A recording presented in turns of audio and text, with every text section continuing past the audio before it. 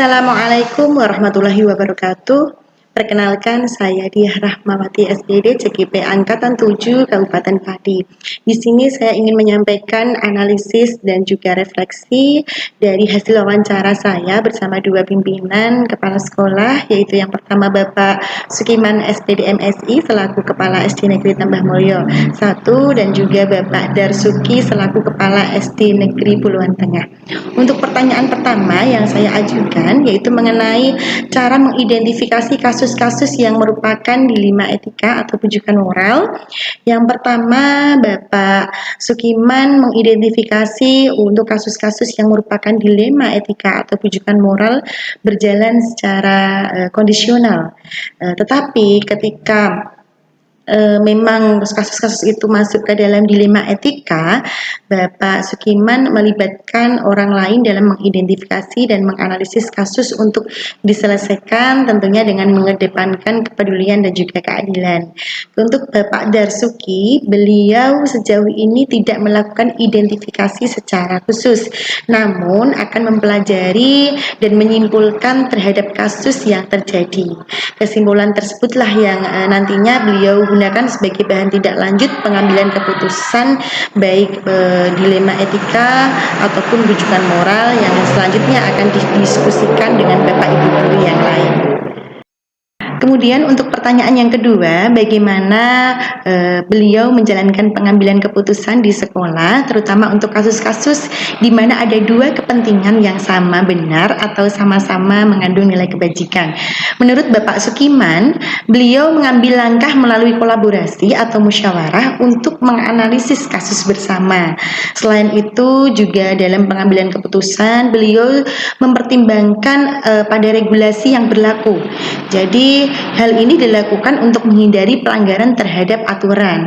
Selain itu, beliau juga mempertimbangkan sisi kemanfaatan agar putusan yang diambil adalah keputusan yang benar dan tepat.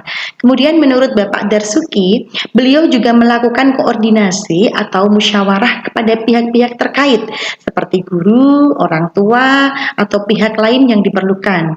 Langkah ini beliau lakukan tidak hanya untuk masalah yang serupa, akan tetapi dilakukan untuk beberapa masalah lain yang memang mendesak untuk segera diambil keputusan. Pertanyaan yang ketiga, langkah-langkah atau prosedur seperti apa yang biasa kepala sekolah lakukan selama ini. Jadi menurut Bapak Sukiman, beliau tidak berpatokan pada langkah-langkah tertentu, namun beliau memiliki keyakinan bahwa dalam pengambilan keputusan tidak boleh berprinsip bahwa orang lain selalu suka atau sependapat dengan keputusan yang beliau ambil, karena keputusan beliau belum tentu benar. Selanjutnya, apabila ada pihak lain yang tidak sependapat dengan beliau tidak boleh membencinya, seperti itu. Kemudian menurut Bapak Darsuki, beliau tidak memiliki prosedur yang baku, akan tetapi beliau biasanya akan selalu mengusahakan kepada jalan musyawarah mufakat. Apabila diperlukan, beliau akan melibatkan komite sekolah, orang tua atau wali, ataupun bercurah pendapat kepada orang yang beliau pandang lebih kompeten daripada beliau. Namun demikian, beliau akan selalu mengedepankan skala prioritas. Pertanyaan yang keempat, hal-hal apa saja yang selama ini dianggap efektif dalam pengambilan keputusan pada kasus dilema etika? Menurut Bapak Sukiman, beliau kondisional saja. Menurut beliau, karakteristik setiap masalah itu berbeda-beda. Kadang ada orang yang terlibat dalam suatu dilema etika ataupun bujukan moral juga berbeda. Hal ini tentu butuh penanganan atau pertimbangan yang berbeda dalam pengambilan keputusan. Kemudian menurut Bapak Darsuki, menurut beliau musyawarah dengan beberapa orang atau pihak yang terlibat dalam situasi tersebut itu dianggap lebih efektif untuk melakukan pertimbangan dalam pengambilan keputusan. Kemudian untuk poin yang kelima, pertanyaan yang saya ajukan adalah apa saja selama ini yang masuk ke dalam tantangan dalam pengambilan keputusan. Menurut Bapak Sukiman, dalam pengambilan sebuah keputusan itu terkadang beliau bertemu dengan suatu hal yang tidak beliau sukai. Hal ini menjadi salah satu tantangan. Meski begitu, beliau tidak perlu terbawa emosi, sebab dengan emosi yang berlebihan akan mempengaruhi keputusan yang beliau ambil. Kemudian menurut Bapak Darsuki, Sejauh ini untuk tantangan yang dihadapi dalam pengambilan keputusan itu lebih ketika berhadapan dengan guru senior yang belum tentu sepaham. Sebagai orang baru atau kepala sekolah baru, beliau kadang mengalami rasa canggung. Tetapi semua itu membutuhkan waktu, tenaga dan pikiran untuk berlatih mengalahkan rasa tersebut. Untuk pertanyaan yang keenam, apakah ada jadwal tertentu dalam sebuah penyelesaian kasus? Kemudian apakah beliau langsung menyelesaikan di tempat atau memiliki sebuah jadwal untuk menyelesaikan dan bagaimana prosedurnya? Bapak Sukiman menjawab, penyelesaian itu didasarkan pada kompleksitas masalah. Hal itu juga disesuaikan dengan siapa saja yang terlibat. Beliau tidak memiliki prosedur khusus, akan tetapi lebih mengedepankan kolaborasi. Kemudian kalau menurut Bapak Darsuki, beliau tidak memiliki sebuah jadwal tertentu dalam penyelesaian kasus dilema etika. Lebih kepada menyesuaikan masalah yang ada. Apabila masalah tersebut menuntut untuk segera diselesaikan, maka beliau akan menyelesaikan di tempat. Namun tidak jarang beliau juga menjumpai masalah yang proses penyelesaiannya membutuhkan musyawarah atau bahkan harus berguru kepada orang yang lebih kompeten. Kemudian untuk pertanyaan yang ketujuh, apakah ada seseorang atau faktor-faktor apa saja yang mempermudah atau membantu beliau dalam pengambilan keputusan dalam kasus-kasus dilema etika? Menurut Bapak Sukiman, beliau memaksimalkan sumber daya yang ada untuk bersama-sama memikirkan keputusan untuk sebuah solusi, dan musyawarah dengan rekan guru merupakan faktor utama menurut beliau yang membantu dalam proses pengambilan keputusan. Kemudian menurut Bapak Darsuki, menurut beliau teman atau orang yang lebih berkompeten, berpengalaman itu merupakan hal utama yang mampu sebagai orang yang membantu atau faktor-faktor yang membantu dalam penyelesaian masalah. Apabila menghadapi sebuah masalah, namun beliau belum atau tidak memiliki pandangan mengenai sosok yang mempermudah, beliau langsung mengambil jalan musyawarah. Dan beliau memiliki keyakinan bahwa semakin sering bertemu dengan masalah, maka pengalamannya akan semakin banyak. Dan tentunya keterampilan mengambil keputusan juga akan meningkat. Kedelapan terakhir yang saya ajukan mengenai pembelajaran apa yang beliau dapat petik dari pengalaman yang telah diambil ketika mengambil keputusan dilema etika. Bapak Sukiman menjawab bahwa dalam pengambilan sebuah keputusan, baik sebelum proses pengambilan dan pasca pengambilan, itu harus sabar. Menurut beliau penting untuk selalu senyum dalam setiap kondisi, meskipun dalam kondisi apapun. Selain itu, dalam proses tersebut akan sangat membantu jika ada sebuah kerjasama yang baik antar pemangku kepentingan. Kemudian menurut Bapak Darsuki, bahwa salah satu pembelajaran yang beliau peroleh adalah bahwa setiap pengambilan keputusan penting untuk dilakukan musyawarah, baik dalam lingkungan yang kecil maupun pada lingkup yang lebih luas. Untuk hal-hal menarik yang muncul dari hasil wawancara dengan para pemimpin yang saya wawancarai, yaitu Bapak Sukiman SPD MSI, Kepala SD Negeri Tambah Mulyo 1, dan Bapak Darsuki SPD, Kepala SD Negeri Puluhan Tengah, antara lain. Yang pertama, tipikal keunikan beliau berdua dalam membuat keputusan. Setiap kepala sekolah memiliki style sendiri-sendiri atau gaya kepemimpinan yang dipengaruhi oleh nilai-nilai kebajikan yang dianutnya, sehingga tidak bisa dipandang umum gaya kepemimpinan setiap kepala sekolah dalam membuat keputusan pada kasus-kasus dilema etika. Kemudian yang kedua, mengidentifikasi permasalahan dan mengambil keputusan dengan berdiskusi dengan warga sekolah atau stakeholder atau wali murid.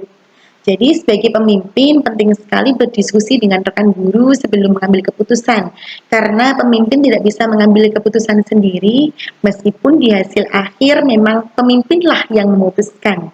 Namun hasil keputusan tersebut berdasarkan hasil musyawarah yang telah dilakukan. Kemudian yang ketiga, yang unik menurut saya di sini adalah prioritas pengambilan keputusan yang dilakukan harus mengacu pada visi dan misi sekolah, serta berorientasi pada kebaikan murid dalam belajar, tanggung jawab, bijaksana, dan memaksimalkan peluang positif sehingga tidak merugikan pihak lain.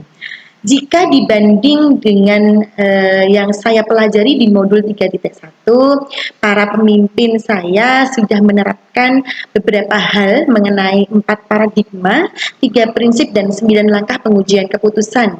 Hanya saja belum semua dilakukan, terutama pada uji benar atau salah dan investigasi opsi trilema. Para pemimpin sudah menerapkan prinsip pengambilan keputusan di mana keputusan yang diambil berbasis hasil akhir. Selanjutnya, yang kedua, berdasarkan hasil wawancara dengan 2 pimpinan, ada beberapa persamaan dan perbedaan di antara keduanya. Yaitu untuk persamaan, kedua pimpinan yang saya wawancarai untuk tahap identifikasi permasalahan secara umum sama, yaitu melakukan pengumpulan data, fakta-faktanya, dan pengambilan keputusan, perlu berdiskusi dengan tim manajemen ataupun dengan stakeholder yang terlibat serta melalui alternatif solusi. Kemudian yang kedua, sama-sama memiliki trik tertentu untuk pengambilan keputusan yang cepat dan urgent dengan mengambil langkah melewati prosedur yang berlaku. Dan yang ketiga, penyelesaian permasalahan dilakukan secara bertahap sehingga keputusan yang diambil tidak asal-asalan dalam memutuskan saja, namun telah dipertimbangkan secara matang. Kemudian untuk perbedaannya, untuk pemimpin yang pertama yaitu Bapak Sukiman SPD MSI lebih menonjolkan analisis masalah dan lebih mengutamakan prinsip kepedulian terhadap sesama yang kemudian menjadi pertimbangan dalam pembuatan keputusan. Untuk pimpinan yang kedua yaitu Bapak Darsuki SPD, beliau lebih mengedepankan diskusi dan pengambilan keputusan sesuai aturan yang berlaku. Hal-hal yang menonjol dari Bapak Sukiman SPD MSI yaitu dalam pengambilan keputusan mengutamakan kebersamaan dengan menggunakan prinsip pengaruh dari lingkungan sekitar, berkolaborasi dengan pihak yang ada dalam lingkup sekolah. Kalau Bapak Darsuki SPD, beliau lebih menitik beratkan pada kolaborasi dengan menggunakan lingkar pengaruh orang-orang di sekitarnya. Sesuai dengan penjelasan di atas dan analisa saya, kedua pimpinan yang saya wawancarai sama-sama memiliki hal yang menonjol sesuai dalam pengambilan keputusan dengan langkah-langkah di modul 3.1. Kemudian untuk rencana ke depan para pimpinan jika dihadapkan dengan masalah dilema etika, yaitu melalui analisa permasalahan secara runtut dan lengkap berdasarkan 4 paradigma, 3 prinsip, dan 9 langkah pengujian keputusan. Para pimpinan, baik Bapak Sukiman ataupun Bapak Darsuki dapat mengukur efektivitas pengambilan keputusan dengan cara melakukan uji benar salah, serta kemudian melakukan refleksi dan evaluasi ketercapaian keputusan yang diambil berdasarkan apa yang sudah berjalan dan masukan dari beberapa pihak terkait yang menjalankan keputusan tersebut. Selain itu, rencana kedepannya dalam pengambilan keputusan membuat rancangan agar keputusan tersebut tidak bertentangan dengan hati nurani dan regulasi yang berlaku dalam satuan pendidikan serta dampak yang dihasilkan lebih ke arah positif. Selanjutnya, jika saya menghadapi permasalahan dilema etika untuk mengambil keputusan dan menguji keputusan yang membingungkan tersebut, saya menerapkan 9 langkah pengambilan dan pengujian keputusan. Mulai dari mengenali nilai-nilai yang bertentangan, menentukan siapa yang terlibat, mengumpulkan fakta-fakta yang relevan, melakukan uji benar salah, kemudian menguji paradigma benar lawan benar, melakukan prinsip penyelesaian dilema atau resolusi, melakukan investigasi opsi trilema, membuat keputusan lalu merefleksikannya. Saya akan menerapkannya jika dihadapkan dengan masalah dilema etika itu benar-benar terjadi dan berusaha bijak dalam membuat keputusan dengan mengajak senior dan pemangku kepentingan untuk dimintai pertimbangan dari semua sisi. Demikianlah hasil evaluasi dan refleksi wawancara saya bersama Bapak Sukiman SPD MSI, Kepala SD Negeri Tambak Mulyo 01, dan juga Bapak Darsuki SPD selaku Kepala SD Negeri Puluhan Tengah. Kurang lebihnya saya mohon maaf. Wassalamualaikum warahmatullahi wabarakatuh.